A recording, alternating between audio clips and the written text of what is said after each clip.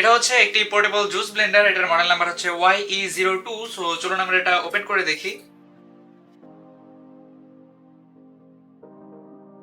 Well, এটাকে recharge করার জন্য দেওয়া আছে হচ্ছে একটা কেবল, যেটা হচ্ছে ইউএসবি টাইপ এ টু ইউএসবি টাইপ বি, এবং এখানে দেওয়া আছে হচ্ছে এটা একটা ইনস্ট্রাকশন ম্যানুয়াল।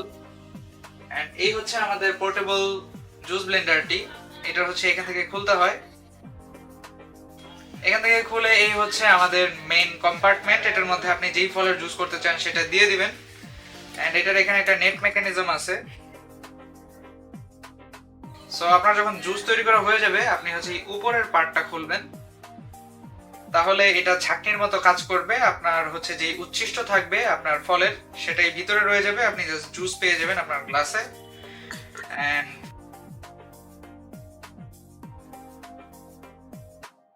এই হচ্ছে এটার কন্ট্রোল বাটন। সো এটাকে প্রেস করলেই হচ্ছে এটা চলার কথা। তবে বিষয়টা হচ্ছে যে এটার মধ্যে তারা একটা সিস্টেম ইমপ্লিমেন্ট করছে, যেটা হচ্ছে ডাবল ক্লিক করা ছাড়া এটা স্টার্ট হবে না।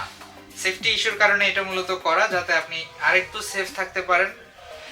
সো এটাকে অন করতে হলে ডাবল ক্লিক করতে হয়। তবে আনফরচুনেটলি আমি যেহেতু হচ্ছে একটা ইনটেক প্রোডাক্ট আনলক করছি, এটার মধ্যে হচ্ছে খুব একটা চার্জ নেই, যার কারণে এটা চলতেছে না। এটাকে চার্জ করার জন্য এখানে একটা পোর্ট দেওয়া আছে। এই পোর্টে আমরা এই কেবল ব্যবহার করে হচ্ছে এটাকে চার্জ করতে পারবো। সো এই YE02 পোর্টেবল জুসার মেশিনটি বর্তমানে আমাদের কাছে অ্যাভেলেবল আছে, এবং এই মেশিনটি সম্পর্কে আরো বিস্তারিত তথ্য আমাদের ডেসক্রিপশন বক্সে দেওয়া থাকবে। ধন্যবাদ সবাইকে।